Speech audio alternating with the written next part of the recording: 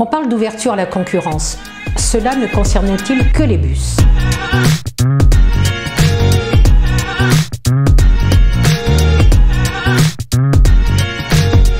« 2025, l'ouverture à la concurrence de bus, c'est un séisme dans toute la RATP. Une onde de choc qui sera ressentie par tous les agents, mais aussi par les retraités.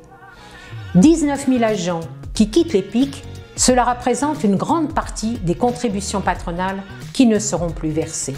Tout d'abord, nous sommes des usagers et comme l'ensemble des usagers, nous sommes concernés par le maintien d'un réel service public, avec une desserte qui prend en compte les besoins de la population. La recherche du profit des repreneurs et de leurs actionnaires par la rentabilité des secteurs mis en concurrence va à l'encontre de cette notion de service public et de sa qualité.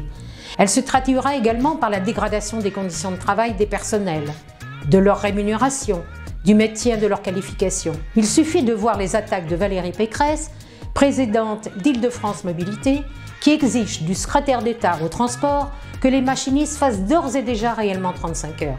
C'est la course sans fin à la baisse du coût du travail.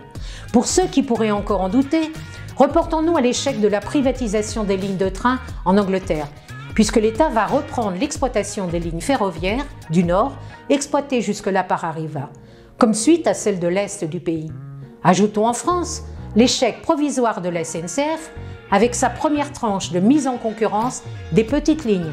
Aucune candidature face au manque de rentabilité. Nous pouvons évoquer les répercussions pour les retraités de l'entreprise. Comment imaginer, dans les conditions du départ massif de personnel, le maintien de notre protection sociale, notre régime particulier de santé avec la CCS, le maintien de l'ouverture des centres médicaux par exemple.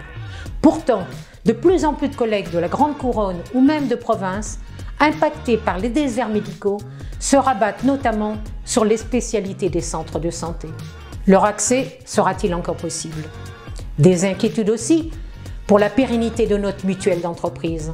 En effet, une complémentaire santé majoritairement composée de retraités ne peut vivre toute seule. Elle devra s'associer à d'autres organismes.